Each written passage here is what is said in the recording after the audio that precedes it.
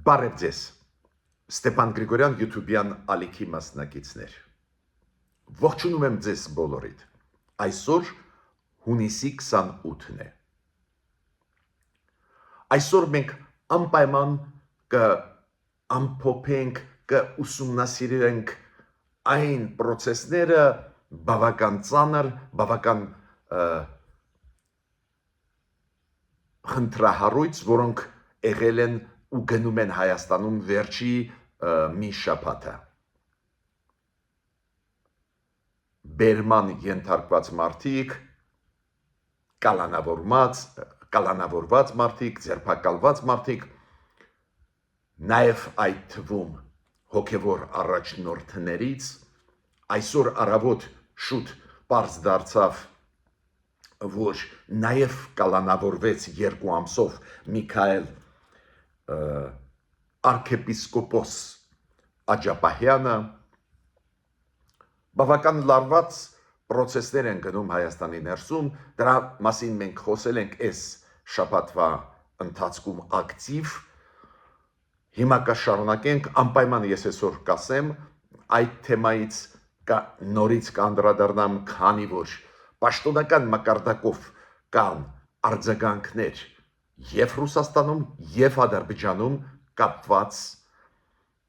այս ներքին զարգացումներին, որոնք գնում են Հայաստանի ներսում, Հայաստանում։ Դրան արձագանքեցին և պաշտոնական Մոսկվան և պաշտոնական Բաքուն։ Համոզված եմ ձեզ հետաքրքիր կլինի իմանալ ինչ են ասում Ադրբեջանում և Ռուսաստանում այս զարգացումների մասին, որոնք գնում են ներքին քաղաքականության ոլորտում Հայաստանում։ Զուգահեռ գնում են process-ներ, որոնք ես բնորոշում եմ որպես դրական զարգացումներ կապված Հայաստանի հետ։ Ու անպայման այսօր այդ դրականի օրինակները կբերեմ։ Միաժամանակ պետք է ասեմ, որ Նիկոլ Փաշինյանը, վարչապետը Հայաստանի, երեկել, չնայած որ լարված վիճակն էր մայր աթոր էջմիածնում,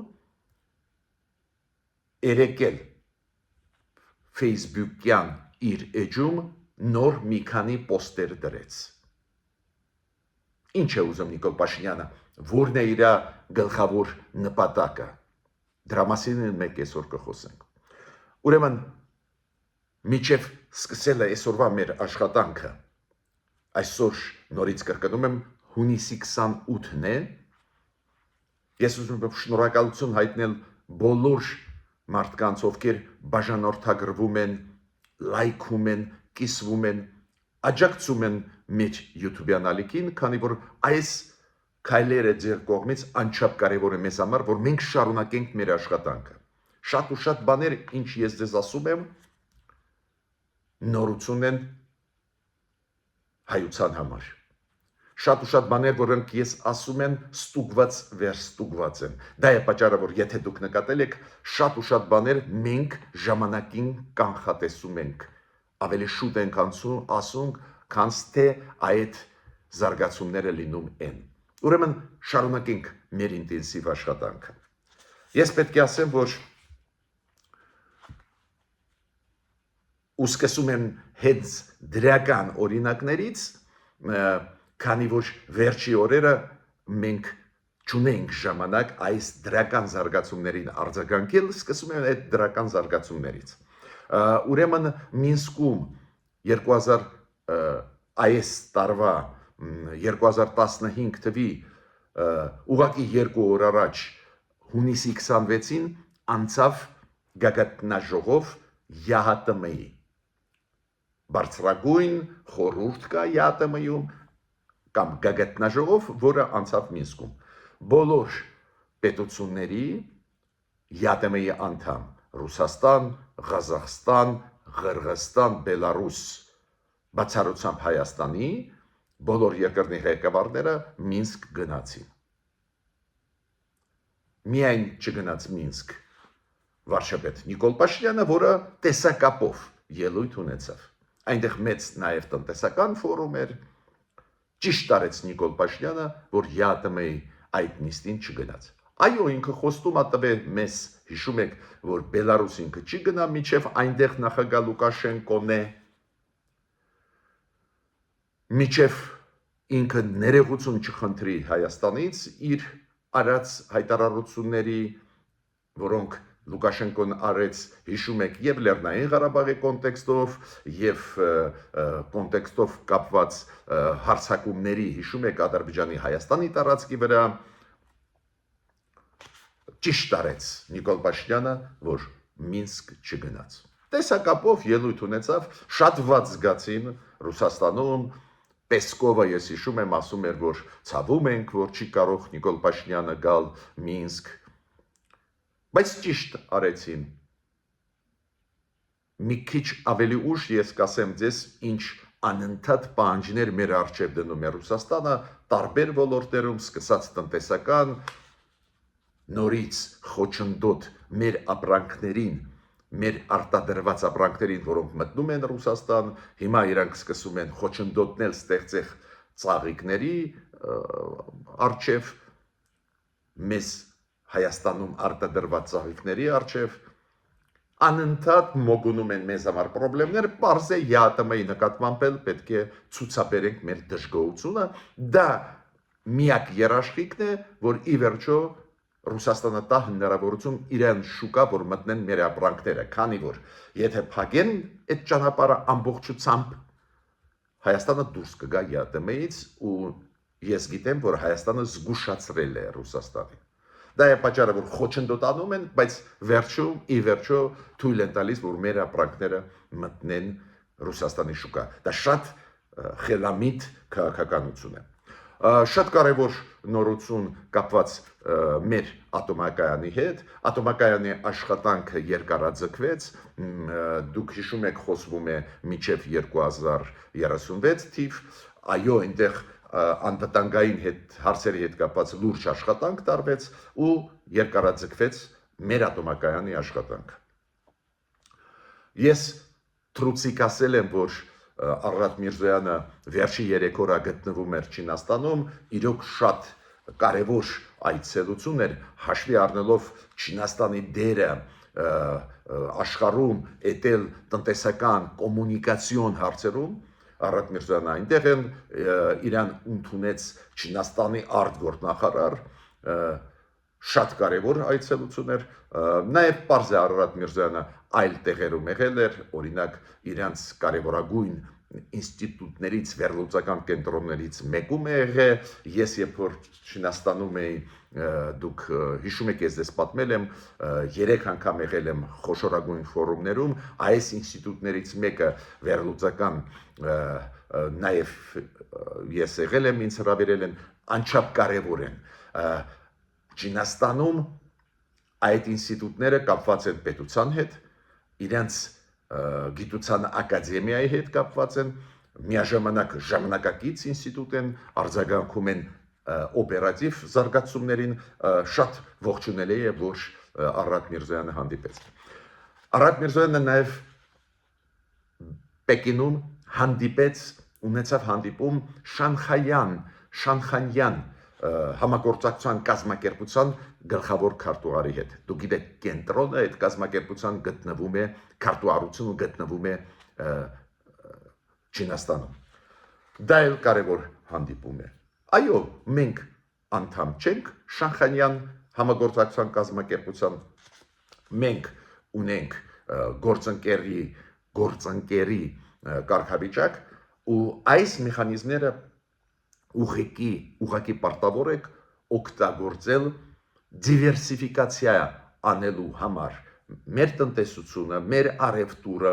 մեր կոմունիկացիոն հնարավորությունները։ Ես ուզում եմ մեկ օրինակ բերել, ոնց այս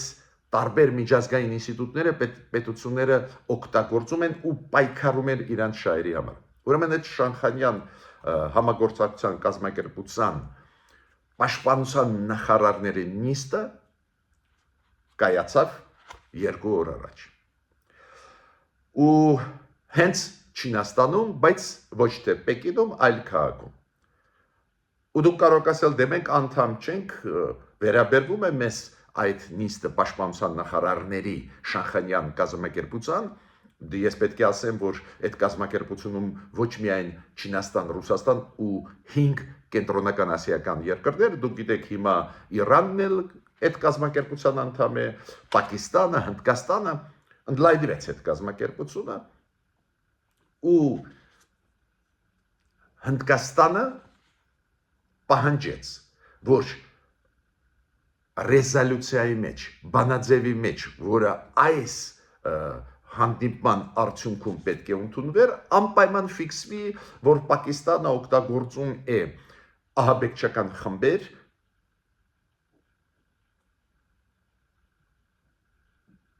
իդեմս Հնդկաստանի։ Պարզ է, Պակիստանը անդամ է, Պակիստանը դեմ էր, չընդունեցին ու Հնդկաստանը արեց հայտարարություն, որ չի քվեարկի ամբողջ փաստաթղթին, քանի որ այն վտանգները, որոնք կան, այս կազմակերպությունը օբյեկտիվ չի արձագանքում։ Պատկերացնում եք, Հնդկաստանը Ռուսաստանին, Չինաստանին, այլ երկրներին ասեց, որ ես չեմ հանդուրժի, որ իմ շահերը չեն արտահայտվում Շանխանյան համագործակցության կազմակերպության մեջ։ Ու ոչ միայն այն կետը, որը ուզում են անցկացնել Հնդկաստանը, այդ կետը բլոկ արեց, չթողեց, որ չընդունվի կամ ընդունվի, այլ ամբողջ փաստաթուղթը չթողեց, որ ընդունվի, քանի որ այնտեղ այդ կազմակերպությունում կոնսենսուսով ընդունվում են որոշումները։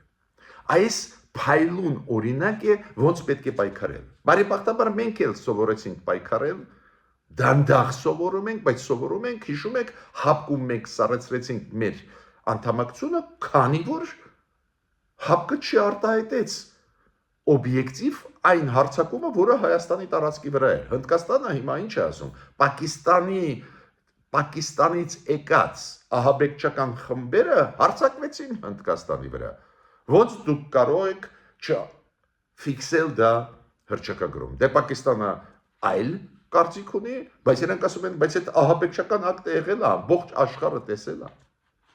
Ուրեմն մենք էլ սովորում ենք մեր շահերը պաշտպանել, բայց ես լավ եմ հիշում այդ պրոռուսական ուժերը Հայաստանում, հիշում եք ոնց էին ասում, դե այդպես չի, դե հապկը մենք բացատրեցինք հապկին կամ մեր իշխանությունները էս չեն անում, այն չեն անում։ Հնդկաստանում այս ձևի անհետ բաներ Հնդկաստանի ներսում ոչ ոք չի ասում։ Հնդկաստանում բոլորը ասեցին, եթե Շանխանյան կազմակերպությունը չի արձագանքում այս ձևի վտանգների, ուրեմն այս հռչակագիրը Շանխանյան համագործակցության կազմակերպության կողմից չի լինի։ Հայաստանում գտնվում էր մի քանի օր առաջ Միացյալ Նահանգների առևտրի պալատի պատվիրակությունը։ Պարզ է, իրանք հանդիպեցին մեր ղեկավարների հետ, քանի որ ինվեստիցիոն ծրագրերով այդ պալատը եկավ։ Այդ հատուկ ուզում եմ նշել, այդ պալատը շատ այդպես լուրջ կարևոր ինստիտուտ է Միացյալ Նահանգների ներսում, որ այդպես պարապ չեն էլի, որ գան Հայաստան։ Հենց եկան Հայաստան ունենալով կոնկրետ ինվեստիցիոն ծրագրեր ու հենց եկան, քանի որ Հայաստանը հիմա իրոք ակտիվ աշխատում է Միացյալ Նահանգների հետ տարբեր ոլորտներում։ Հայաստանի տարածքային կառավարման եւ ինֆրաստրուկտուրայի նախարարը Խուդատյան գտնվում է Թուրքիայում, գտնվում էր։ Ինքը 2 օրյա այցով էր այնտեղ, քանի որ Թուրքիայում անցնում է գլոբալ ֆորում, գլոբալ համաշխարհային ֆորում կապված տրանսպորտային, կոմունիկացիոն այդ փոխկապակցությամբ հարցերը աշխարհով մեկ։ Պարզ է, Հայաստանն էլ ունի խաղաղության խաչմերուկ ծրագիր, պարզ է, մենք ուզում ենք, որ ճանապարհները բացվեն, ապակ շրջափակում լինի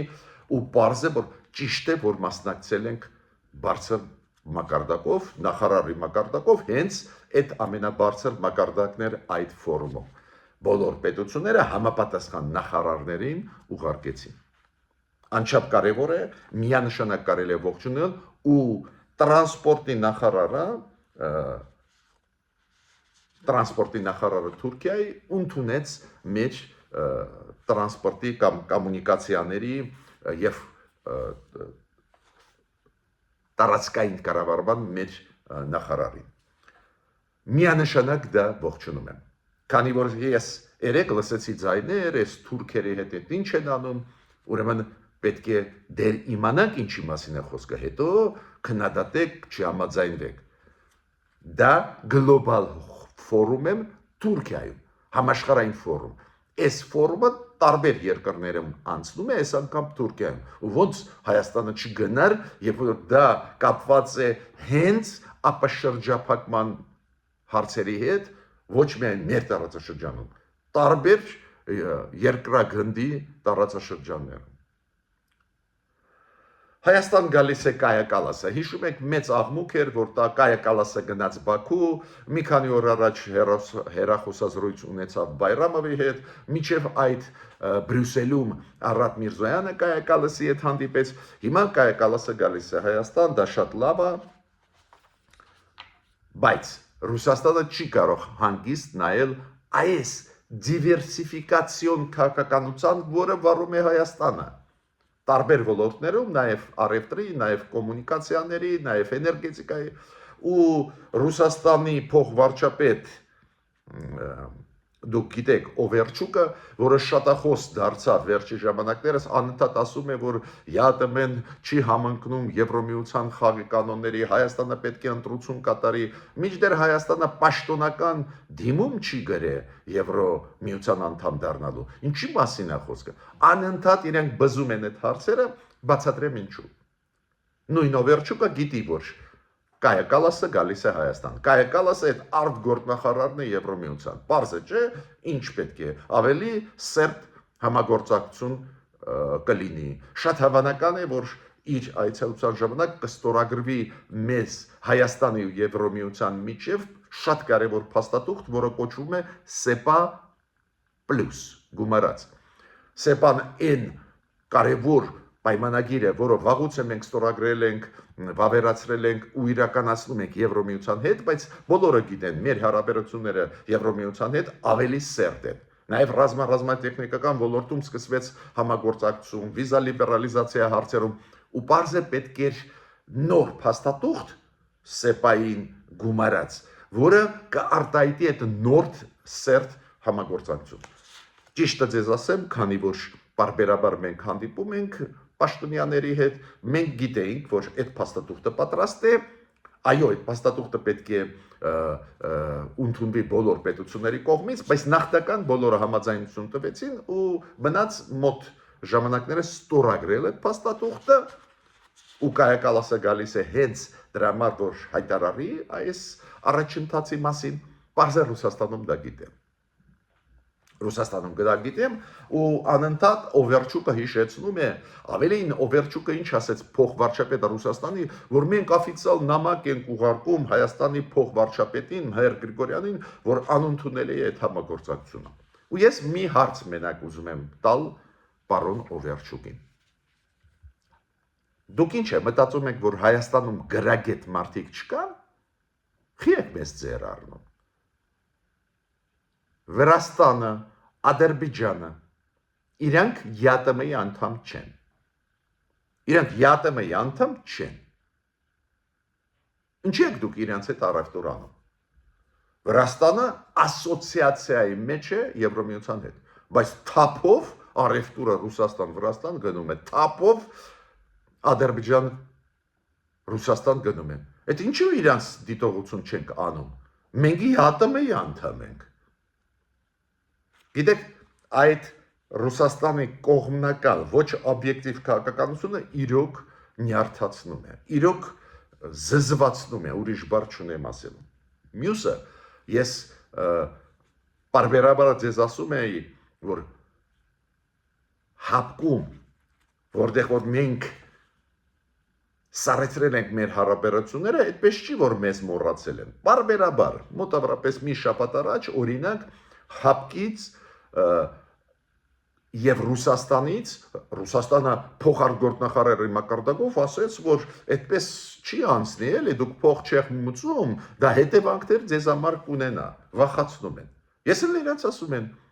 Ադրբեջանը հապկի անդամ չի, Վրաստանը հապկի անդամ չէ։ Ինչի իրանց չեք վախեցնում։ Ինչի իրանց չեք ասում մտեք հապկ։ Ուրեմն գործող իշխանությունների քաղաքականությունը սառեցնել հապկում։ Ես համարում եմ ընդհանրապես պետք է դուրս գալ հապկից ու փոխարգորդնախարարներից մեկը Հայաստանի, ուղղակի 2-3 օր առաջ Վահագն Կոստանյանը նույնիսկ ակնարկ արեց, որ այո, կարող է դուրս գանք հապկից, քանի որ զզվացնում են, էլի։ Անընդհատ հիշեցնում են, որ պետք է փող մուծես եւ այլ եւ այլ։ Ինչ փող մուծել, եթե դուք նույնիսկ չքննադատեցիք Ադրբեջանին։ Բայց այդ պատահական չէ, որ ասում եմ, այս քաղաքականությունը այսօրվա Հայաստանի իշխանություններին, որոնք դիվերսիֆիկացնում են, բերում է Ռուսաստանի կողմից դժգոհություն ու այդ խժդժությունները պրոռուսականների միջոցով փորձ ապակայունացնել Հայաստանը ներսից պատահական փորձեր չեն։ Այդ ինչ որ լարվածությունը մենք Հայաստանում ներսում ենք, տեսնում ենք, որին արձագանքեց իշխանությունը, սկսեց պրոֆիլակտիկ ձերբակալություններ, բերման ենթարկել, դա պատահական չի։ Ռուսաստանը չի հանդուրժում, որ մենք սկսեցինք դիվերսիֆիկացիա անել տարբեր ոլորտում, ռազմական, ռազմատեխնիկական, իդեպ ասեմ մի գաղտնիք ձեզ բացեմ,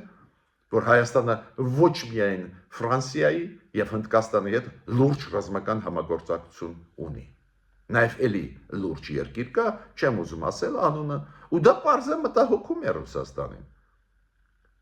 Բայց Ռուսաստանը դրա փոխարեն ոչ մի բան չի առաջարկում։ Ինքը իր ագենտուրայի միջոցով Հայաստանի ներսում ուզում է ապակայունացնել մեզ։ Ուրեմն հասկացեք, որ լարվածությունը ներսում նաեւ գալիս է նրանից, որ Ռուսաստանը դժգոհ է, որ իշխանությունները սկսեցին դիվերսիֆիկացնել, իրոք դիվերսիֆիկացնել մեր էներգետիկան, առևտուրը, փնտրում է նոր կոմունիկացիոն հնարավորություններ ռազմական ոլորտում։ Հիմա Ադրբեջանի արձագանքը այս ներսում ընթացող process-ների։ Ադրբեջանը ունի Ալիևը ունի հատուկ լիազորություններով դեսպան Էլչին Ամիրբեկով, բարբերաբար այդ մարդը հայտարարություններ է անում։ Ալիևը ունի ոչ միայն արտգործնախարար, նաև էլի մի քանի մարդկանց, ովքեր արտաքին հարաբերություններից հայտարարություններով հանդես գետան։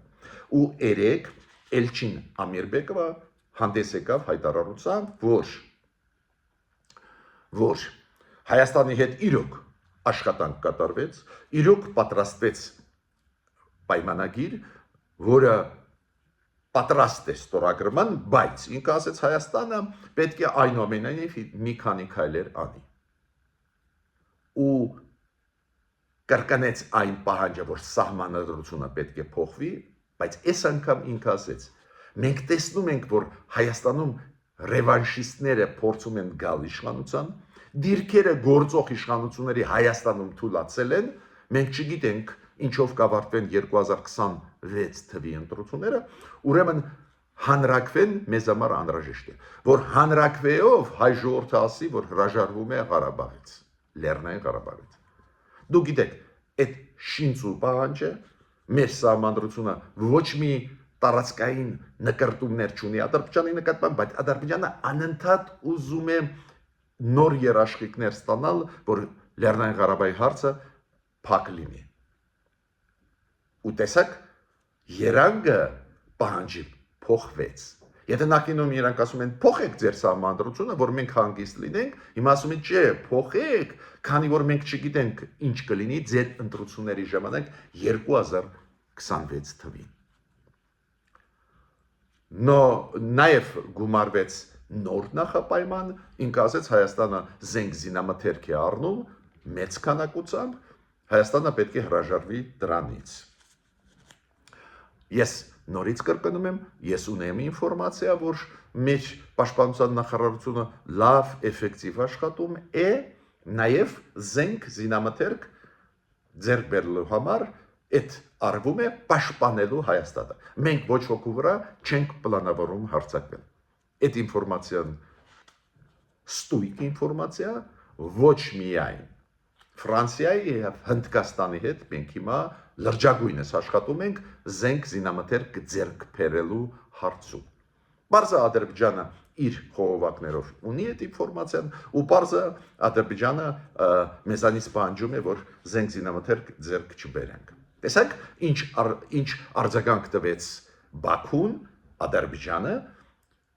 այն զարգացումների, որոնք գնում է Հայաստանում։ Ոնց են իրենք ուշադիր հետևում ինչ է կատարվում։ Ես միշտ ձեզ այդ օրինակները բերում են, ոնց պետությունները պաշտպանում են իրենց շահերը։ Օրինակ, Իրանը բարիբախտաբար ավարտվեց պատերազմը Իրան-Իսրայել։ Իսրայելը սկսեց, Իրանը պատասխանում էր, ծանր process էր գնում, բայց բարիբախտաբար ավարտվեց։ Դուստեղ Թրամփի դերը Միացյալ Նահանգների նախագահի իրոք մեծ է։ Դա լավ է։ Բայց նայեք ինչ է նշանակում պետություն մեծ ավանդույթ ունեցող պետական ինստիտուտներով Իրանի պես։ Իրանը հիմա հարց է դնում պաշտոնապես Ռուսաստանի առջև։ Ասում եմ մենք դաշնակից ենք, Ռուսաստանից գոռում եմ, այո, դաշնակից, պաճ-պաճ պատրաստ են։ Իրանցիք ասում են, չէ, ոչ մի պաճ-պրոշտ։ Բացատրեք մեզ, ինչի հետ է կապված, որ դուք բավարարվեցիք միայն հայտարարությունով։ Մեր վրա հարձակում են, մեր տարածքը ռմբակոծում են։ Ինչի չաջակցեցիք։ Այդ է լուրջ երկիրը։ Մյուսը էլ ավելի կարևոր, նախագահ Իրանի Պեզեշկյանը հայտարարությունով հանդես եկավ 3 չարաչորը։ Ինքը ասեց. ես կոչ եմ անում Իլհամ Ալիևին քննություն անցկացնել այն տեղեկությունների հետ կապված, որոնք երբ որ Իսրայելը հարձակվեց Իրանի վրա, ուսումնասիրեք այն տեղեկությունները, որոնց համաձայն օդային տարածքը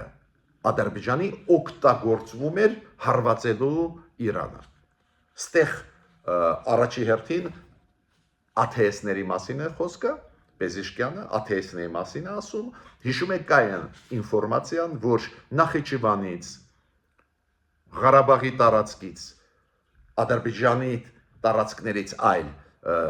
ԱԹՍ-ները Իսրայելի մտնում էին Իրանի օդային տարածք։ Ու տեսակ Իրանը ոչ մի բան չմոռացավ, ասեց հիմա բացատրեք։ Ադրբեջանում բարիբուն իմաստով իրար անցում էր 3։ Արգորդ նախարարությունը ասեց, «Էս ինչ եք ասում, այդպես բան չի կարող լինել, այդ ստեր են»։ Իլհամ Ալիևը ասեց, «Ես Պեզեշկյանի հետ հեռախոսազրույց ունեցա, չէ, ոչ մի բան էս ձևի բան չկա»։ Տեսեք ոնց նեղը գցեց։ Ու դեսպանը Իրանի Հայաստանում, պարոն Մեհդի Սոբհանի, որը 2 օր առաջ տվեց պրես-կոնֆերանս լրագրողների համար, նորից սրեց այդ հարցը։ Ինքը ասեց, մենք սպասում ենք պատասխան Ադրբեջանի պաշտոնական պատասխանը։ Տվել են իրանց տարածքը, օդային տարածքը Իսրայելի, որ Իսրայելը իրանց օդային տարածքով հարվածի։ Պարզը Իրանի նախագահան այդ հարցը չէր բարձրացնի, եթե իրանք չունենային հավաստի տվյալները, որ այդ եղել է։ Ու Ադրբեջանը ահա որ ծանր վիճակում է հիմա։ Այդպես են պաշտպանում։ Բարեբախտաբար Հայաստանն էլ սովորում է ու պաշտպանում է իր շահերը, ես ասեցի այդ օրինակները դրական։ Հիմա նորից ուզում եմ անդրադառնալ այն process-ներին, որոնք գնում են Հայաստանի ներսում լարված, առանձին դեպքերում ոչ ոքի դա դուր չի գալիս, նաև ինձ, բայց անհրաժեշտ քայլեր, որը անում է կառավարությունը։ Պրոֆիլակտիկ բերման ենթարկված մարդիկ, նաև կալանավորված դատարանների որոշումներով մարդիկ, ովքեր իրոք վերջին 1-2 տարի շատ ագրեսիվ իրանց պահում են, պարզ է ստեղ անպայման պետք է ուսումնասիրես, որ մարդու իրավունքները չխախտվեն, այդ մարդկանց կալանավորված մարդկանց իրավունքները չխախտվեն, պարզ է դա։ Այդ անպայման պետությունը պետք է բոլոր քայլերը նուրբ անի, հիշում եք երեք ես ասացի, ինչ հեչ դուր չեկավ, որ ոստիկանները եւ ԱԱՑ-ի մարդիկ հայտնվեցին մայր աթոր էջմիածնում, ինձ դուր չեկե, պարս ասեցի, բայց ընդհանուր պրոցեսը ճիշտ է, այո, պրոֆիլակտիկան գնում է։ Այս վերջի ժամանակներս առանձին կուսակցությունների հայտարարությունները կամ առանձին կուսակցությունների առանձին դեմքերի հայտարարությունները, հոգևորականների առանձին հոգևորականների հայտարարությունները ակնհայտ էր, որ մարդիկ կոչ են անում բռնի ուժով բռնությունով փոխել իշխանությունը Հայաստանում։ Մինչդեռ 1 տարի մնաց, 1 տարուց ավելի քիչ մնաց մինչև նոր հերթական ընտրություններ։ Ես ասեցի ձեզ նաև Միքայել arczepiskopos Աջապահյանը ձերբակալվեց, կալանավորվեց դատարանի որոշումով, պրոցեսը ցավոտ է, մենք բոլորս դա հասկանում ենք, բայց ես ինչի վրա դեռ ուշադրությունը ուզում եմ այսօր դարձնել։ Նիկոլ Փաշինյանը այս պրոցեսների ժամանակ երեկվա լարված վիճակի ժամանակ եւ Էջմիածնում եւ Երևանի այդ քնչական մարմինների մոտ, դատարանների մոտ լարված վիճակը ժամանակ նորից արեց գրառումներ Նիկոլ Փաշինյանը, կապված Աջապահյանի հետ, կապված Կատողիկոսի հետ, Գարեգին երկրորդի։ Բավական բարապաշարը կոշտ էր։ Ես կարծում եմ, որ Նիկոլ Փաշինյանը հետևողական գնում է այն ուղղությամբ, որ Կատողիկոսը հրաժարական տա։ Հիմա ով պաշտպանության եկավ Սամվել Կարապետյանին, Կատողիկոսի մեր եպիսկոպոսների Ռուսաստանի արտգործնախարարությունը հայտարարություն արեց, որ պետք է հարգվեն ազատությունները, նաև կրոնական ազատությունները։ Գիտեք, այս ձևի դասեր մեզ կարող են տալ գրեթե բոլոր երկրները երկրագնդի, բացառությամբ Ռուսաստանից, Հյուսիսային Կորեայից, Սուդանից։ Այ իրենք իրավունք չունեն խոսելու կրոնական ազատություններից։ Միգուցե այդ իրանց մարդիկ փորձում են ապակայունացնել Հայաստանը, չի ստացվում ու հիմա արտգործնախարարության մակարդակով Ռուսաստանի մեծ դասեր են տալիս։ Պարզ է աջակցություն ցուցաբերում են ձերբակալված մարդկանց, պատիվ ունեմ, Արմենիա խմբակցությունը,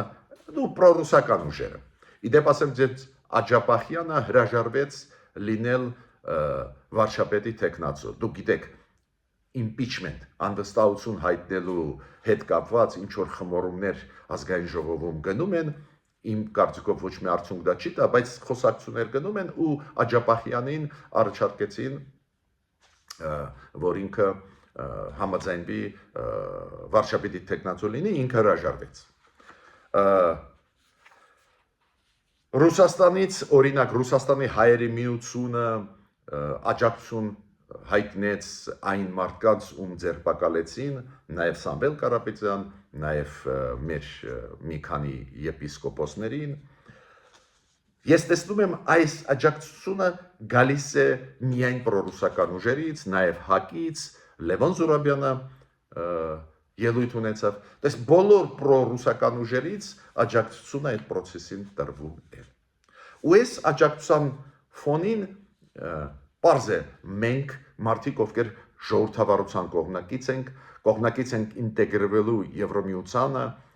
պահանջում ենք իշխանություններից, որ բոլոր դատավարությունները, բոլոր քննչական process-ները համապատասխանեցվի օրենքի, դեմոկրատական սկզբունքների, միաժամանակ ողջունում եմ ես պրոֆիլակտիկ քայլերը, քանի որ գիտեք, ժողովրդավարությունը կարող են հենց ագրեսիվ խմբերը խաթարել, ուրեմն պրոֆիլակտիկ քայլերը ճիշտ է անում կառավարությունը։ Ուղղակի կան նյուանսներ, օրինակ Էջմիածնի մայր աթոր տարածքում կարելի էր չանել ինչ-որ գործողություններ, չլցնել ոստիկաններով, այդ առանձին իմ դիտողությունը ասել եմ դրա մասին, բայց Արամ Կատողիկոս Արամ առաջինը իմ կարծիքով շատ ինտելեկտուալ մարդ է, գոնե լսելով իր ելույթը, ինքը երեք հայտարարությունով հանդես եկավ։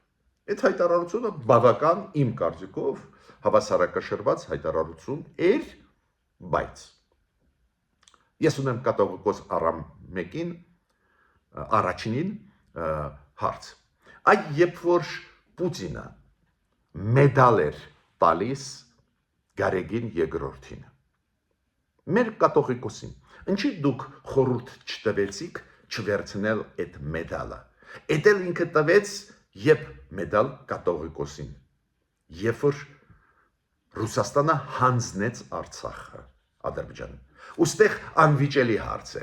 Ռուսաստանը հանձնեց Արցախը, նույնիսկ գաղափարախոսը Պուտինի քաղաքականության Ալեքսանդր Դուգինը ասեց մի քանի օր առաջ, մենք նվիրեցիք Ադրբեջան, Ալիև ձեզ Լեռնային Ղարաբաղը առանց մեզ չէիք էլ կարողանալու ոչ մի բան անել, հիմա դուք մեզ գցում եք։ Դե իրանք սպասում էին, որ Եվրասիական տնտեսական միություն կմտնի Ադրբեջանը սկսեց այդ կողմնակիցներին Ադրբեջանում Եվրասիական տնտեսական միության բերդ նստածնել։ Ինչի՞ չասեցիք, որ իրոք անբարոյական է Պուտինից վերցնել մեդալ։ Ու ուզում եմ ասել մեկ օրինակ, դուք բոլորդ գիտեք, կենտրոնական ասիական 5 երկիր կա։ Չեմ ասում, որ երկիր դա, երկրից մեկի նախագահին Պուտինը ուզում էր տալ ամենաբարձր շքանշան Ալեքսանդր Նևսկու, ամենաբարձր։ Մեր կատողիկոսին ինչ-որ փոքր-մոքր մեդալ պետք է տային ու ինքը վերցրեց։ Բայց ամենաբարձր շքանշան ուզում էր տալ Պուտինը այդ կենտրոնական Ասիայի երկրներից մեկի նախագահին։ Դա մոտավորապես 1.5 տարվա պատմություն է։ Այ երբ որ մեր կատողիկոսին տվեցին մեդալ։ Ու գիտեք, որ ինքը հրաժարվեց։ Հրաժարվեց հասարակ պատճառով, որ չի հասկացվի հասարակության կողմից։ Այդ ինչի դիմաց տալիս են այսպես բարձր մակարդակի բան Ռուսաստանը, Պուտինը։ Այդ ինչ ծառայությունների դիմաց։ Ուրեմն ես ուզում եմ ասել, որ մարդու իրավունքների տեսանկյունից շատ լավ է, որ մարդիկ կպայքարեն, որ իրավունքները հարգվեն, պաշտպանվեն Սամվել Կարապետյանի, մեր եկեղեցականների, նորմալ է դա, հենց դա է դեմոկրատիան, բայց որ իշխանությունների պրոֆիլակտիկ քայլերը դա ճիշտ ճանապարհ է, միանշանակ կարող եմ ասել, ու մեզ պատասխանեք այն մարդիկ, ովքեր հիմա ինչ-որ խոսքեր են ասում, չի կարելի եւ այլ, ինչի չեք ասել այն ժամանակ, որ սխալ է վերցնել մեդալ Պուտինից, որը հանձնեց մեր հայրենիքի մի մասը Ադրբեջանին։ Ես ավարտեցի իմ ելույթը, շարունակենք մեր աշխատանքը ակտիվ, անհրաժեշտ մեր հայության համար։ Մինչ նոր հանդիպումներ։